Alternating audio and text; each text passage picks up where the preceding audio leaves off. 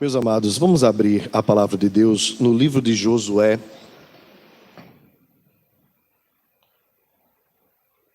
Josué capítulo 22.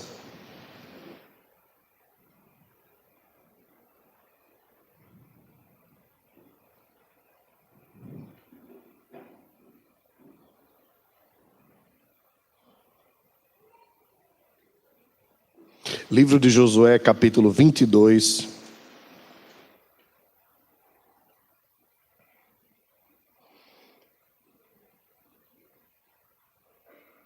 Nós vamos fazer a exposição, meus irmãos, dos versos 1 ao 9, na noite de hoje. E esta exposição faz parte da nossa série que nós iniciamos em junho do ano passado, em Josué. Hoje nós estamos, então, entrando num momento de despedida. E esse momento é bem importante, apesar de, às vezes, vermos os comentaristas correndo assim muito rápido quando chega neste período, capítulos 22, 23 e 24. Eu creio que há muitos tesouros aqui nestes textos que nós precisamos e deveríamos investir um pouco mais de tempo. Por isso eu decidi diminuir a perícope, não ler o capítulo todo, apenas os versos de 1 a 9, e meditar, ainda que brevemente, mas meditar bem nos versos de 1 a 9, nesse momento em que as 2,5 tribos retornam para Daquém, né, do Jordão, ok? Os irmãos vão entender bem quando nós lermos o texto. Diz assim a Escritura Sagrada: Então Josué chamou os Rubenitas, os Gaditas e a meia tribo de Manassés e lhes disse: Tendes guardado tudo quanto vos ordenou Moisés, servo do Senhor, e também a mim me tendes obedecido em tudo quanto vos ordenei. A vossos irmãos, durante longo tempo, até ao dia de hoje, não desamparastes. Antes, tivestes o cuidado de guardar o mandamento do Senhor vosso Deus. Tendo o Senhor vosso Deus dado repouso a vossos irmãos, como lhes havia prometido, voltai-vos, pois, agora, e ide-vos para as vossas tendas, a terra da vossa possessão, que Moisés, servo do Senhor, vos deu, da além do Jordão. Tende cuidado, porém, de guardar com diligência o mandamento e a lei que Moisés, servo do Senhor, vos ordenou, que ameis o Senhor vosso Deus, andeis em todos os seus caminhos, guardei seus mandamentos e vos achegueis a Ele, e o sirvais de todo o vosso coração e de toda a vossa alma. Assim, Josué os abençoou e os despediu, e eles se foram para as suas tendas.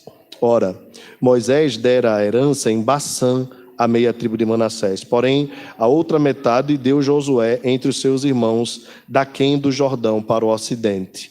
E Josué, ao despedi-los para as suas tendas, os abençoou. E lhes disse: Voltai às vossas tendas com grandes riquezas, com muitíssimo gado, prata, ouro, bronze, ferro e muitíssima roupa. Reparti com vossos irmãos o despojo dos vossos inimigos.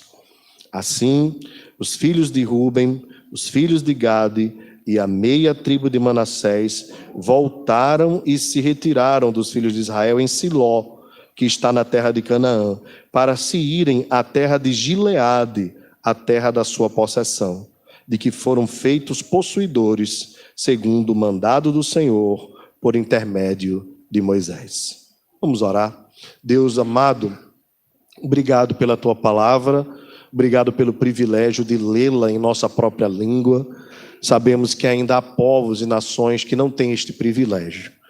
Dá-nos também, Senhor, a graça de, neste momento em que vamos ler a Tua palavra, sermos totalmente cativos a ela, de sorte que nada, nem os nossos pensamentos ou qualquer outra coisa, nos tire a atenção da Tua palavra. Te pedimos isso para que haja edificação, para que haja confronto da Tua palavra aos nossos corações, consolação, também conforto. Nós te pedimos em nome de Jesus. Amém. Meus irmãos, geralmente nós temos uma ideia de Deus no Antigo Testamento muito rude, né? Um Deus que está ali para cobrar, que está ali o tempo todo para repreender. É claro que o povo de Israel não era coisa fácil, né, de se lidar. Mas nós vemos um Deus que estabelece a lei e que estabelece a vida e a morte por meio da obediência a esta lei. E o povo de Israel é sempre estimulado nessa dispensação, procurar obedecer a Deus para poder viver. E, ao contrário disso, nós vemos nesse texto aqui, Deus se apresentando como galardoador, abençoador, como nós lemos, né, no momento de súplica, que Ele é galardoador dos que o buscam, dos que o temem. E Deus havia feito uma promessa a essas 2,5 tribos e pediu para que elas fossem fiéis e que depois lhes daria a terra da sua possessão finalmente. Como os irmãos sabem, as 12 tribos de Israel, que eram as divisões, né, dos seus filhos, desde Rúben até Efraim, tendo aí José no meio, né, como filho se divide em 2 tribos, Manassés e Efraim.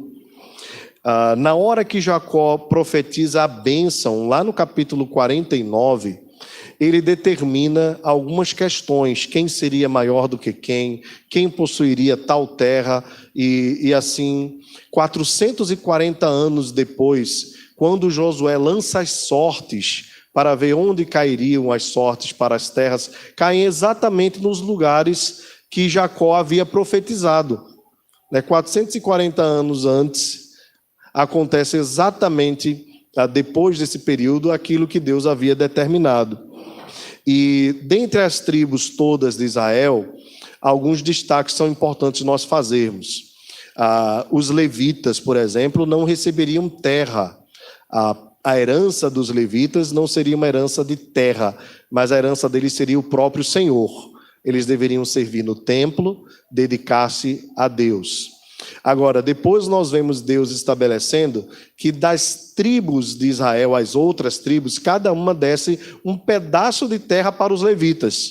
Era como se, dando esse pedaço de terra, os levitas, durante a semana, quando não era o dia do Senhor, pudessem estar perto do povo, para que houvesse adoração, para que houvesse ensino. Lembrando, claro, que os levitas, geralmente a gente pensa nos levitas, aqueles que tocavam a noite toda, né?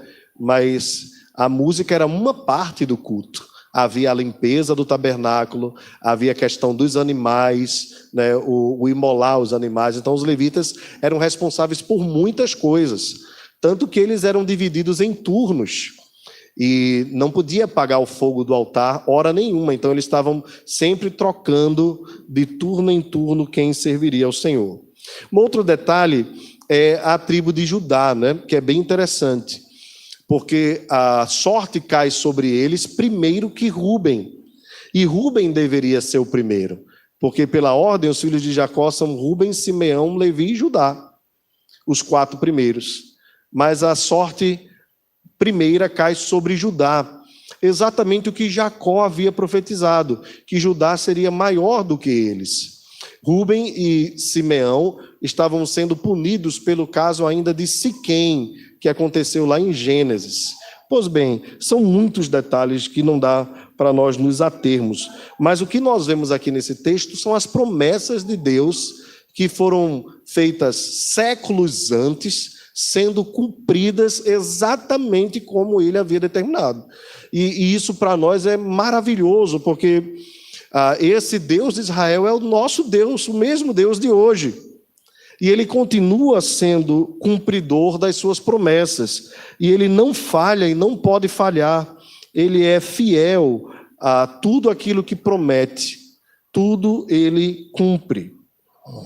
Acontece também algo interessante na entrada do povo na terra prometida, porque essas 2,5 tribos, a tribo de Rúben, a tribo de Gade e meia tribo de Manassés, a sorte deles caiu numa terra que vem antes do Jordão.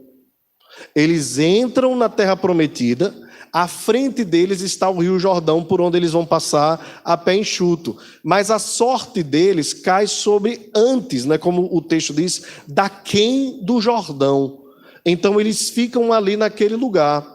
Mas as outras tribos precisam passar o Jordão, derrotar os inimigos, para depois possuírem a terra. Então, vejam, o que é que a tribo de Ruben, a tribo de Gad e meia tribo de Manassés poderia pensar? Eles poderiam pensar o seguinte: bem, Deus prometeu a terra, já nos deu, a terra é essa, nós vamos ficar aqui e os nossos irmãos é que se virem para lá para conquistar a terra, né? Mas não.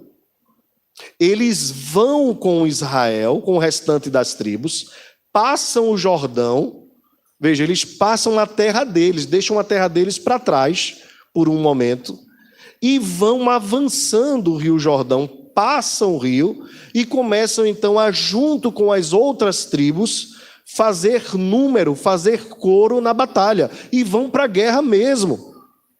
Eles não deixaram seus outros irmãos sós.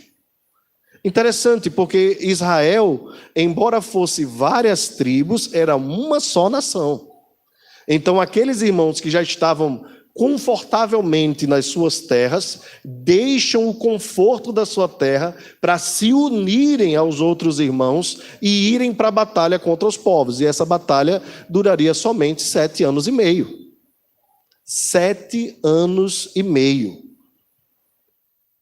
Então assim eles vão vencendo o povo de Jericó, a cidade de Ai, vão vencendo os outros reis e vão avançando. São 7 anos e meio de batalha. Essa contagem a gente faz por aquela argumentação de Caleb. Os irmãos lembram, né? Caleb falando da sua idade. Dá exatamente 7 anos a 7 anos e meio. Que aquelas 2 tribos e meia deixaram o conforto para estarem junto com os seus irmãos batalhando. E aqui, irmãos, já tem um princípio precioso, né, para nós guardarmos o nosso coração. É que nós não estamos em carreira solo. Nós somos uma equipe, a igreja é um grande time. Nós somos irmãos uns dos outros. E eu não posso ver meu irmão enfrentando a batalha sozinho e voluntariamente deixá-lo.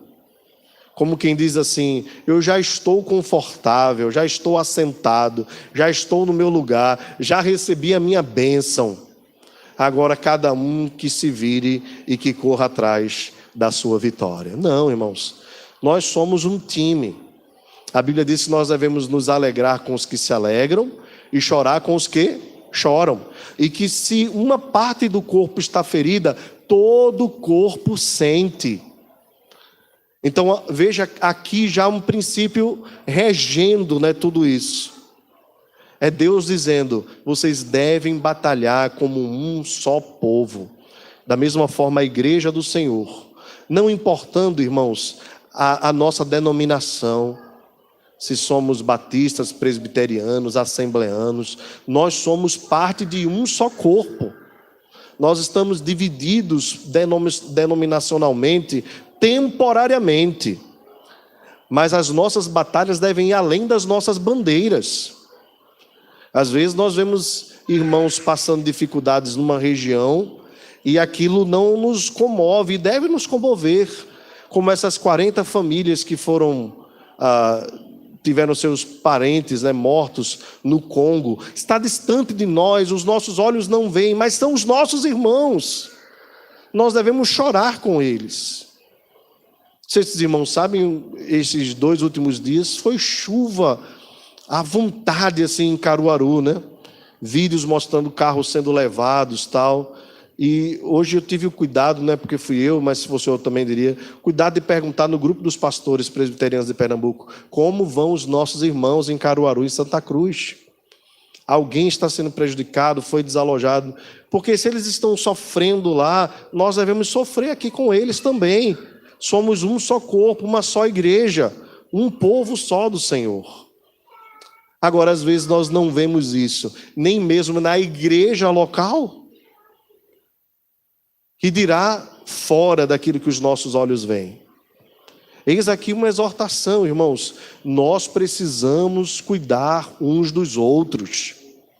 A sua batalha é a minha batalha. A sua luta é a minha luta. Seja em oração, seja ajudando materialmente, seja ouvindo o irmão ou aconselhando, nós nunca devemos ver um irmão caído, ferido, e passar como o sacerdote e o levita lá da parábola do bom samaritano. Estar muito apressado com determinadas coisas e não perceber o irmão que está sofrendo. Esse é um cuidado que nós precisamos ter, estarmos atentos àqueles que estão distantes, que estão faltosos, aqueles que estão entristecidos. Você pode, se de repente não teve condição hoje, mas depois conversar com algum irmão. Irmão, eu senti que você estava um pouco triste, foi impressão minha. Você está precisando de alguma coisa? Eu posso orar por você por algum motivo? Pois somos irmãos uns dos outros. O seu sofrimento é o meu sofrimento. Pois bem, irmãos, passados 7 anos em que a tribo de Ruben, a tribo de Gade e a meia tribo de Manassés estavam batalhando, tendo as outras tribos recebido a posse da sua terra, Josué então chamou, diz o verso 21, os irmãos de Ruben, de Gade e a meia tribo de Manassés e disse: tendes guardado tudo quanto vos ordenou Moisés, servo do Senhor, e também a mim me tende obedecido em tudo quanto vos ordenei. Vejam, irmãos, essa é uma sentença não apenas de Josué, mas do próprio Deus. Josué está em nome de Deus elogiando, né? Diferente daquela perspectiva que a gente tem de um Deus carrasco, né? Está sempre cobrando. Deus está aqui elogiando quem merece elogio. A tribo de Ruben, de Gade e meia tribo de Manassés está sendo louvada, honrada. Por quê? Porque obedeceu a Deus e a Moisés e a Josué, os servos do Senhor. De que forma? O verso 3 nos diz: a vossos irmãos, durante longo tempo e até ao dia de hoje, não desamparastes. Antes, né, o antes aqui é a mesma ideia de ao contrário, né? Tivestes o cuidado de guardar os mandamentos do Senhor vosso Deus, tendo o Senhor Deus dado aos vossos irmãos repouso, como lhes havia prometido, voltai-vos, pois, agora, e ide para a vossa possessão, para as vossas tendas, que Moisés, servo do Senhor, vos deu, da além do Jordão. Veja que interessante, né, irmãos? Da além agora, porque Josué está dentro, né? Então agora é da além. Quando eles estavam entrando era da quem, né? Apenas a mudança da expressão pela localidade daquele que está falando, a localização daquele que está falando. Então, observe, o que Josué está dizendo em nome do Senhor é: parabéns, parabéns pela atitude de vocês. Vocês não desampararam os vossos irmãos quando eles estavam na luta. Vocês não se acomodaram no conforto que estavam. Vocês poderiam ter ficado, mas vocês preferiram obedecer a Deus, fazendo número, batalhando, lutando junto com os irmãos. Mas agora, Deus deu repouso a eles. Então agora vocês devem voltar e usufruir daquilo que Deus lhes deu, a terra da sua possessão. Meus irmãos, isso nos ensina que Deus reconhece os nossos esforços em obedecê-lo. Às vezes nós achamos que Deus só está pronto para nos cobrar, né? Para nos punir. Tanto que muitas vezes os pais ensinam aos filhos sempre a ideia do Deus castiga, né? Deus é como se fosse um velho barbudo, né? Que está sempre com um cajado, disposto a dar uma paulada quando alguém erra. Né? Então, olha, Deus castiga, olha que Deus está vendo, né? E a criança vai crescendo, querendo amar tudo, menos a Deus, né? E esquecemos de mostrar um Deus também que abençoa, um Deus que se agrada daqueles que se dispõem a obedecer a sua vontade. E nós precisamos aprender isso para a nossa caminhada cristã também. Nós não temos um Deus como ele é pintado, o Deus do Antigo Testamento é um Deus muito duro. Pelo contrário, primeiro que ele é o mesmo Deus, é o Deus da aliança perpétua com o seu povo, e ele é um Deus que tem prazer em abençoar. As suas mãos não estão encolhidas, os seus ouvidos não estão surdos, e ele é galardoador dos que o buscam, dos que os temem e que têm prazer em obedecer à sua aliança. Deus é um Deus que está sempre disposto a nos abençoar. A pergunta é se nós estamos dispostos a obedecê-lo. Essa é a grande questão. Deus é sempre bom, como nós cantamos. Deus é sempre presente. Deus é sempre fiel. Nós, muitas vezes, é que não estamos muito dispostos a obedecê-lo. Uma outra coisa, irmãos, que esse texto nos ensina, observe que agora eles vão voltar, para a terra deles. Aqui vem, então, algumas ordens de Deus, algumas recomendações e advertências. Observe comigo o verso 5. Deus diz através de Josué, já que eles vão voltar à terra da possessão, Tende cuidado, porém, veja que na construção aqui da frase, o porém vem depois do tende cuidado, para dar uma ênfase.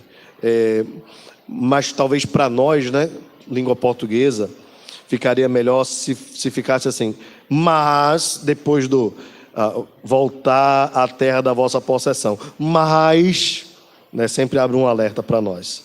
Mas o texto nos diz assim: tende cuidado, porém, de guardar com diligência o mandamento que Moisés, servo do Senhor, vos ordenou. Bem, qual é o mandamento?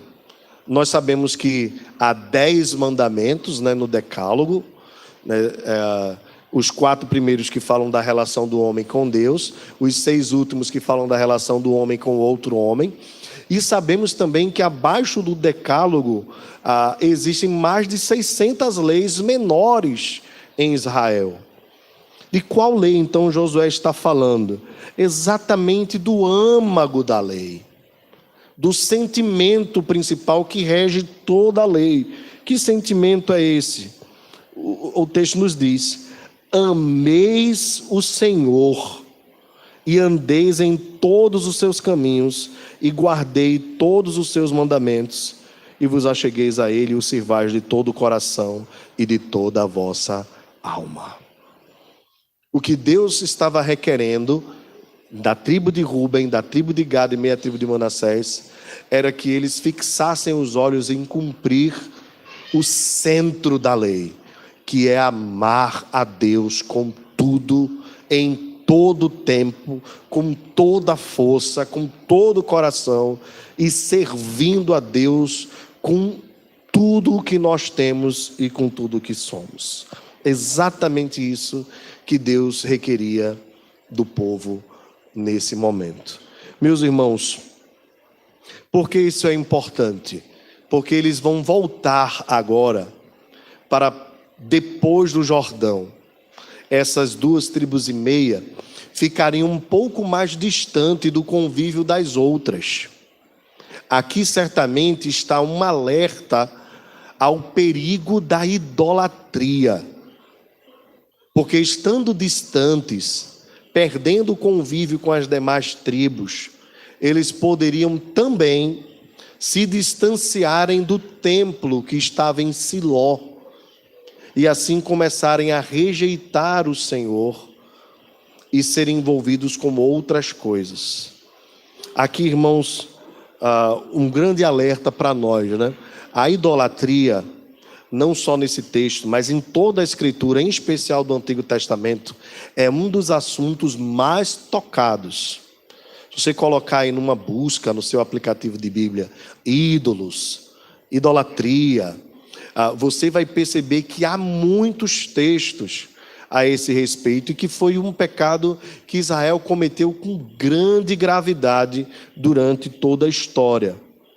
Deus então está dando um alerta previamente, chamando a atenção para que eles, estando distantes, estando agora fora, né, da batalha, da convivência, eles não caíssem no outro perigo, o perigo da idolatria. Aqui, irmãos, fica também um alerta para nós.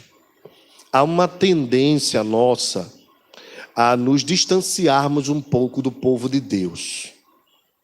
Muitos começam com faltas pequenas aos cultos, algumas desculpas, e depois começam a perder o prazer de estar na presença de Deus. Esse é um grande perigo e é um grande alerta que Deus faz ao seu povo sempre. Cuide, porque agora o povo ia voltar, ia começar a construir, ia começar a plantar, ia começar a colher, ia começar a se envolver com as suas ocupações. E essas ocupações eram importantes, porque faz parte, inclusive, do mandato cultural de Deus para o homem. É ordenado ao homem plantar. No nosso caso, nos nossos dias, a ordem é para que nós trabalhemos. O trabalho é parte daquilo que Deus planejou para as nossas vidas. Nós não vemos o trabalho, como os romanistas veem muitas vezes, como se fosse uma maldição. Pelo fato de Deus ter dito assim, do suor do teu rosto comerás, tal. Aquilo ali não estava significando que o trabalho era uma maldição de Deus. Na verdade, a maldição eram os cardos e os abrolhos que iriam surgir no meio da plantação, fazendo com que eles conseguissem o pão de cada dia com mais esforço, com mais dificuldade. Mas a Adão já tinha sido dada a ordem de administrar o paraíso antes mesmo do pecado. Portanto, Deus ocupou Adão com o trabalho, e o trabalho é uma bênção de Deus. A família é uma bênção de Deus e tantas outras coisas que Deus nos dá. O perigo só é nós, ocupados demasiadamente com estas coisas, nos esquecermos de dedicarmos tempo a Deus. Nos esquecermos de Deus dentro das nossas próprias casas.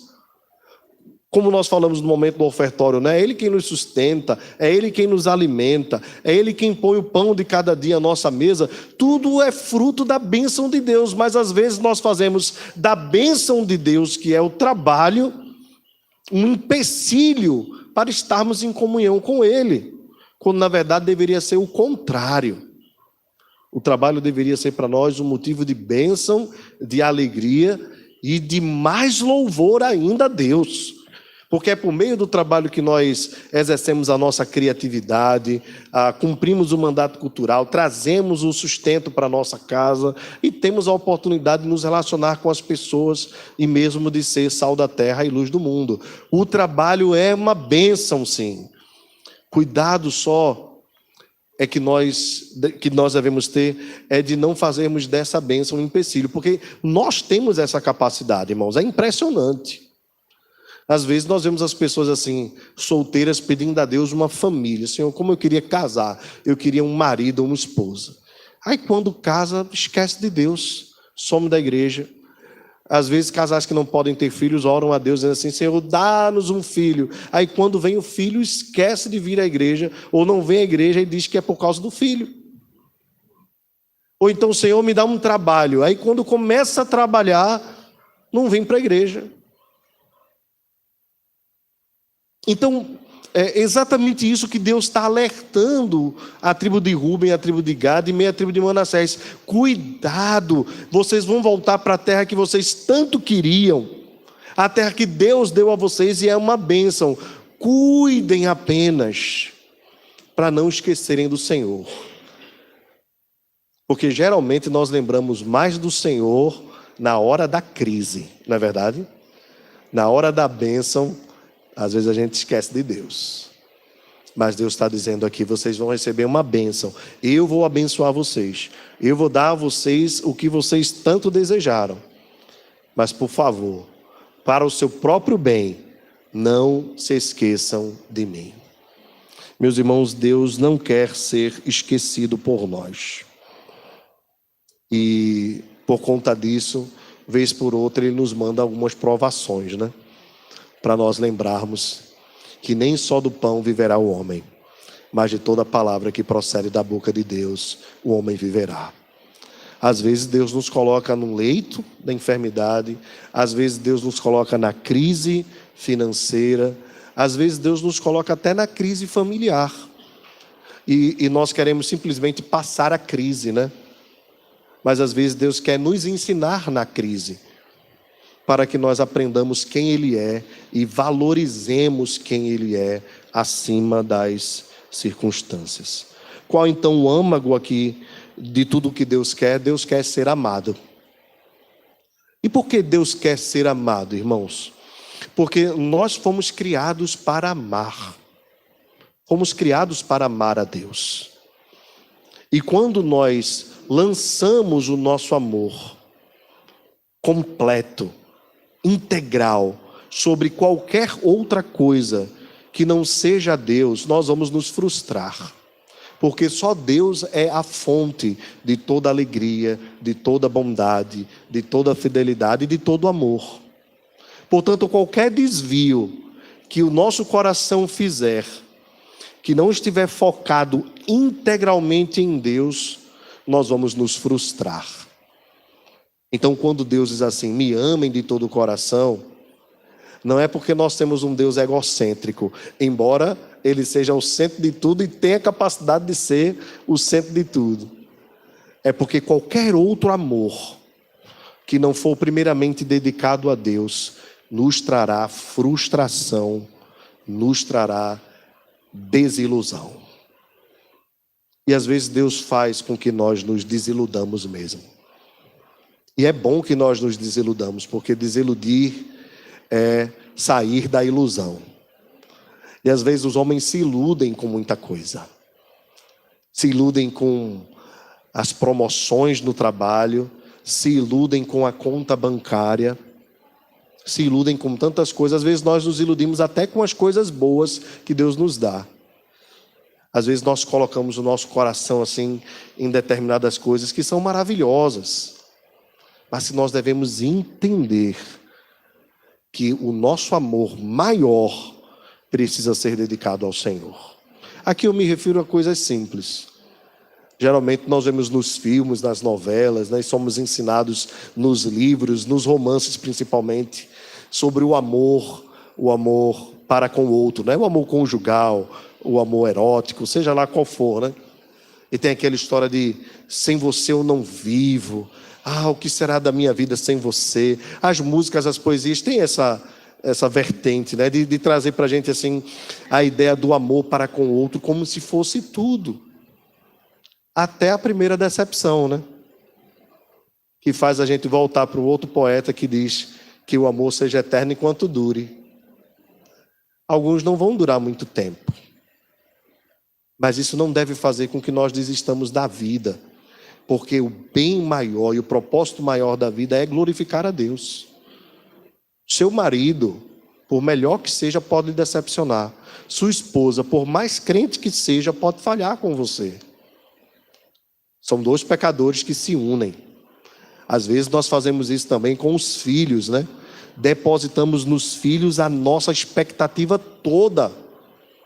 E os nossos filhos nos decepcionam, porque são pecadores. E nós também decepcionamos os nossos pais. É por isso, irmãos, que nós devemos amar a nossa família, amar os nossos filhos, nos dedicarmos aos nossos trabalhos. É lícito que nós façamos isso. Mas, acima de tudo, o nosso amor deve estar centrado na pessoa bendita de Jesus. Ele nunca falha. Ele nunca decepciona. Ele nunca falta. Ele nunca chega atrasado. E nele há toda a suficiência.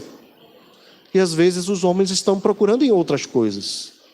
E batem em portas que têm casas vazias. Mas o Senhor é a fonte de todo bem. E o nosso coração, como diz Agostinho, só encontrará descanso até que descanse nele. Amém? O texto continua, irmãos, pertinho de encerrar. A Bíblia diz no verso 6 que Josué abençoou, despediu e eles se foram para as suas tendas. No verso 7, a última seção, o texto nos lembra que Moisés dera herança em Baçã, a meia tribo de Manassés, porém a outra metade deu Josué entre os seus irmãos, ou seja, eles receberam a herança da parte de Deus, dada por Moisés e também dada por Josué. E Josué despediu, eles foram para a sua tenda, eles o abençoou, e Josué disse para eles: voltai às suas tendas com grandes riquezas. Vejam que coisa linda, né, irmãos? Com grandes riquezas, com muitíssimo gado, prata, ouro, bronze, ferro, muitíssima roupa. Reparti com vossos irmãos o despojo dos vossos inimigos. Isso aqui é muito lindo, irmãos, porque Deus está recompensando a tribo de Ruben, a tribo de Gad e meia tribo de Manassés com o que podia ser dado: ouro, prata, animais, vestimentas, muitíssima coisa. Observe que o texto é claro, né? Adjetivando aqui, dizendo: olha, era muita coisa mesmo. E ainda diz: reparti com vossos irmãos o despojo dos vossos inimigos. O que era o despojo, irmãos? Era aquilo que eles conquistavam dos outros povos, que tinha valor. Então, os cananitas que ali habitavam possuíam prata, ouro, ferro. Então, quando eles avançam e destroem todas aquelas nações, eles ficam com o que sobra da guerra, né? São chamados despojos. Os despojos de guerra, muitas vezes nós lembramos bem aqui da primeira batalha contra Jericó, né? Deus diz assim: não peguem os despojos, né? E aí quem é que vai lá e pega? Acã. Acã vai lá e pega, e Deus condena Acã e condena todo Israel na próxima batalha, né? Que é a batalha contra Ai.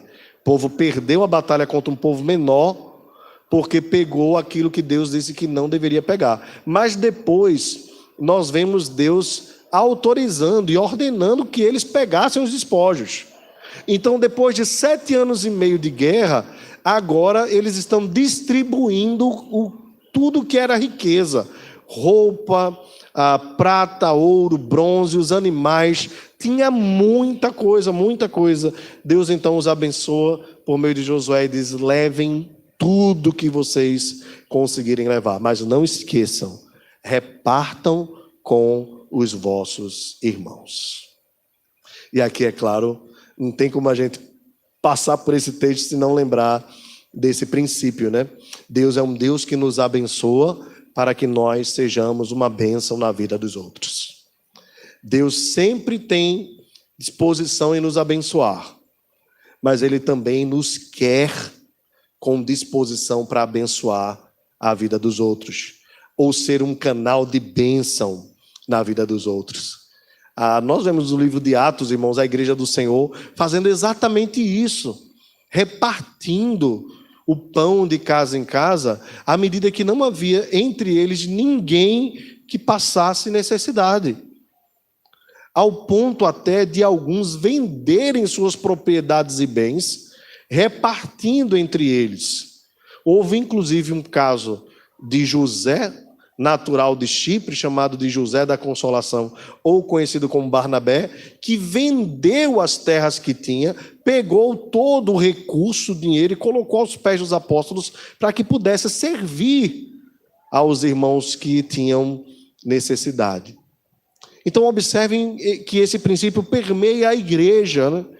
A igreja tem esse papel de, observando quem tem necessidade, dividir o pão, dividir as vestes, às vezes dividir o próprio lar.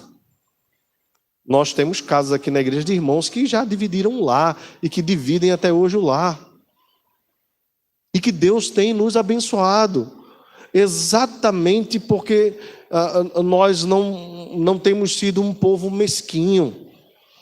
Pelo contrário, quando alguém tem necessidade, ainda que nós tenhamos alguma outra necessidade na igreja, a necessidade do nosso irmão, aquela básica, aquela elementar, é mais importante do que a gente construir um muro, por exemplo.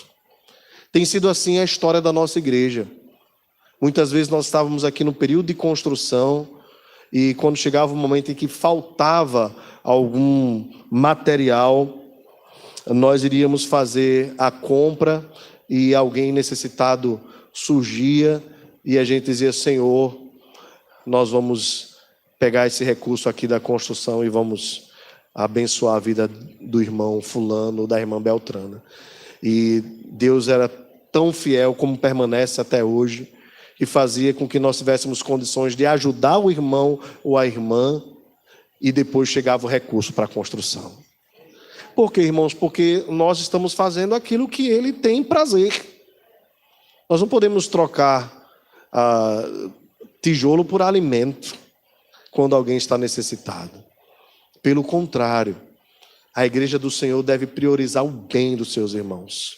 Agora, fica sempre um alerta para não tomarmos isso de forma exagerada, como aconteceu na igreja de Tessalônica. Alguns irmãos acostumados com esse benefício deixaram de trabalhar e ficavam na casa dos outros comendo. E aí Paulo traz uma recomendação, uma orientação, que na verdade é uma ordem. Paulo diz: aquele que não trabalha também não coma. Alguns dizem que eles estavam fazendo isso porque deixaram os seus trabalhos, porque tinham expectativa de que o Senhor ia voltar a qualquer momento. Então, se o Senhor vai voltar, então nem vou cuidar da minha plantação. Vou deixar aqui a terra, vou acordar tarde e assistir Netflix, e depois eu vou almoçar na casa do irmão fulano. Bem, aí não dá, né? É exatamente o contrário disso. E aqui os comunistas piram, né, com essa teologia, mas é bíblica. É bíblica. Trabalhe para você ter o que comer. É claro que vão haver casos de necessidades, pessoas que não podem trabalhar ou até que não conseguem um trabalho. É lícito que essas pessoas sejam ajudadas, mas não aquele ou aquela que se acomoda e fica só recebendo. Aquilo que deve abençoar a vida dos irmãos é fruto do trabalho.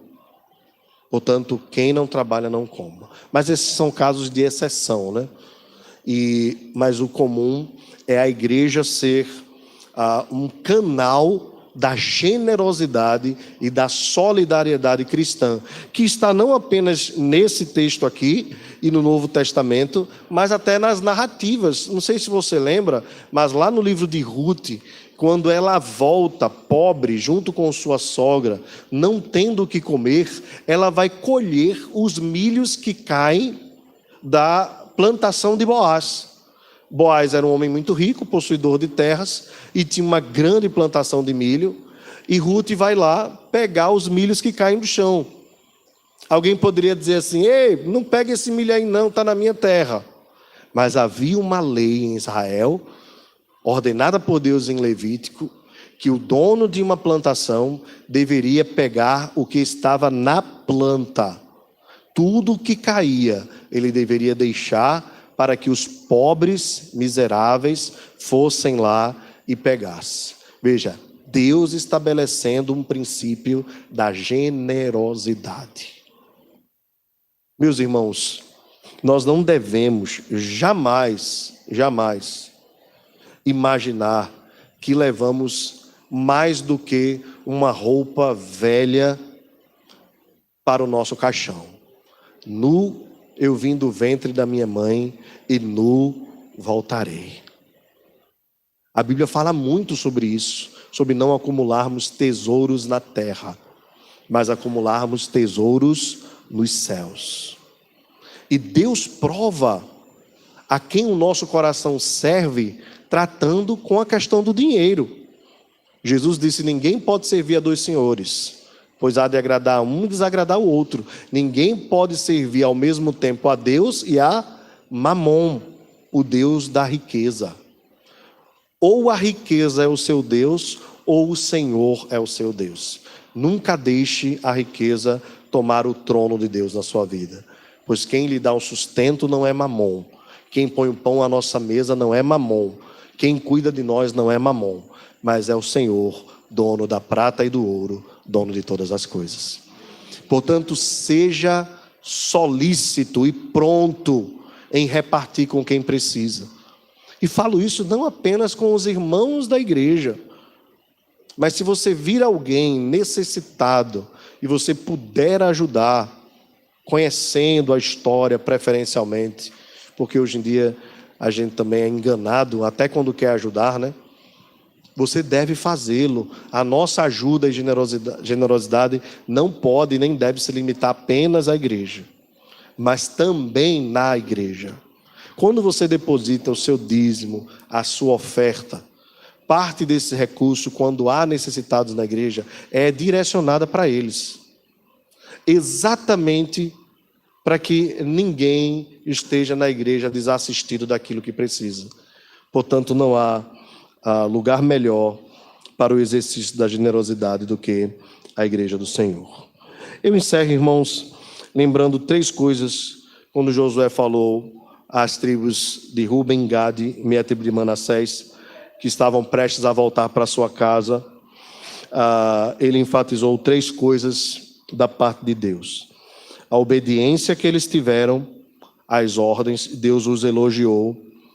As ordens de Moisés, a fidelidade divina ao dar a terra prometida. Vejam, eles agora estavam possuindo, de fato, era o cumprimento daquilo que Deus tinha dado, determinado por meio de Moisés. E também trazendo a paz, desfrutaram naquele momento e a obrigação que eles tinham então, de nessa nova etapa da vida, não esquecerem do Senhor e nem esquecerem do próximo. Meus irmãos, eu encerro lembrando a você e também ao meu coração. Nós temos um Deus que é fiel, um Deus que é poderoso para cumprir as suas promessas. Agora, a tribo de Ruben, de Gade e meia tribo de Manassés vão voltar para a sua terra, a terra do repouso. Deus é fiel, irmãos. Aquilo que Ele prometeu, Ele é poderoso para nos dar. Haverá também um repouso para a nossa alma. Haverá um repouso também para o nosso coração. Na verdade, já há. Jesus é o nosso repouso. E Ele tem preparado para nós um lugar de descanso. Ele mesmo disse, na casa de meu Pai há muitas moradas. Outra coisa que eu queria que você guardasse no coração é que Deus tem prazer em abençoar quem obedece às suas ordens. E Ele diz, os meus mandamentos não são penosos. Então Deus diz assim para nós, olha, não é difícil, não é pesaroso. Quando Deus dá uma ordem para nós obedecermos, não é porque Deus está sendo mesquinho e tirando o nosso prazer. Sabe aquela história do estraga prazer, né? Vez por outra a gente acusa alguém de ser estraga prazer, né? Então, às vezes, quando você é criança, né, que quer comer a sobremesa antes da refeição e sua mãe tira da sua boca assim a comida, dizendo, não, primeiro você vai almoçar, ela não está sendo estraga prazer. Ela está lhe ensinando boa ordem, boa nutrição, para que você possa comer a comida como é devida. Então Deus às vezes faz isso com a gente. Quando a gente está prestes a botar o pirulito na boca, Ele tira e diz assim, primeiro você vai comer sustância, depois você come a sobremesa. Então deixe Deus trabalhar na sua vida o tempo dEle. E por fim, não esqueça de ser generoso. Não esqueça. Nem tudo o que cai na sua conta é para você. Nem tudo o que chega no seu bolso é para você. Supra a necessidade da sua casa, sacia a necessidade do seu lar, mas não esqueça de separar sempre um recurso para abençoar aqueles que não têm. E certamente o Deus que te sustenta vai te abençoar ainda mais, porque Ele tem prazer naqueles que obedecem à sua lei. Por fim, eu louvo a Deus pela vida do nosso Senhor e Salvador Jesus Cristo, que é o nosso repouso, que foi obediente à lei. Ele cumpriu, Ele amou a Deus de todo o coração, de toda a sua alma, de toda a sua força e com todo o seu entendimento. As tribos de Ruben, Gade, meia tribo de Manassés, no próximo episódio, os irmãos vão acompanhar, já vão falhar em alguma coisa, ainda no caminho. Mas Deus, em Jesus Cristo, nosso Salvador, não falhou, cumpriu a lei. E como Ele cumpriu a lei, Ele é poderoso para nos socorrer, porque nós não cumprimos a lei. Então nele nós depositamos a nossa esperança, pois Ele foi obediente até a morte e morte de cruz. E nele nós temos o exemplo de generosidade. Ninguém foi melhor do que Jesus nesse aspecto. Ele não apenas deu parte do que tinha, Ele se entregou por inteiro. Ele abriu mão da sua glória, sendo Deus, não tomou como usurpação o ser igual a Deus. Antes, a si mesmo se esvaziou, sofrendo até a morte e morte de cruz. Abriu mão da sua riqueza, o rico que se fez pobre, para que por meio da sua pobreza, da sua miséria, pudesse nos tornar ricos para Deus. Portanto, Jesus é o nosso tesouro maior, o nosso Salvador, o nosso Senhor. A Ele seja toda a glória. Amém. Vamos ficar de pé.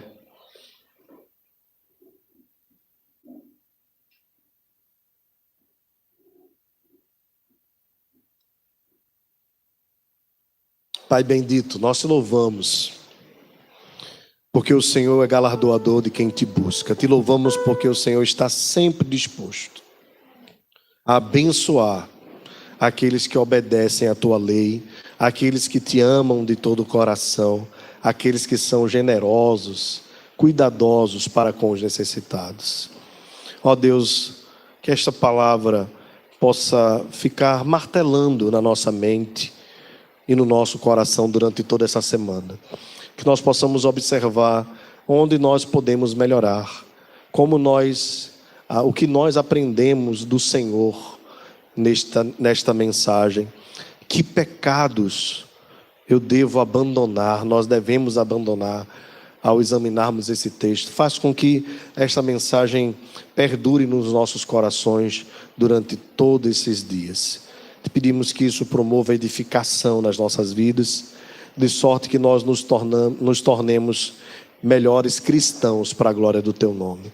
E quando nós falharmos, Senhor, pois certamente em algum momento nós vamos fracassar, que nós possamos urgentemente recorrer àquele que foi perfeito, confessando os nossos pecados, sejamos lavados pelo sangue de Jesus e novamente nos levantemos para continuarmos a batalha até o dia final.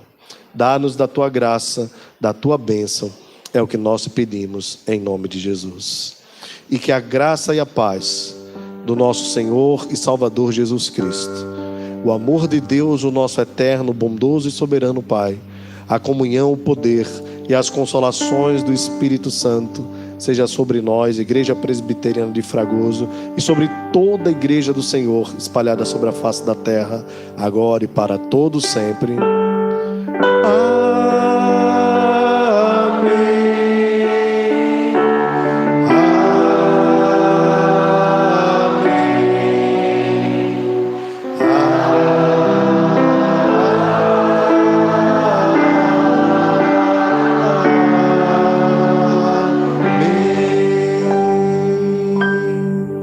Sentemos-nos, irmãos.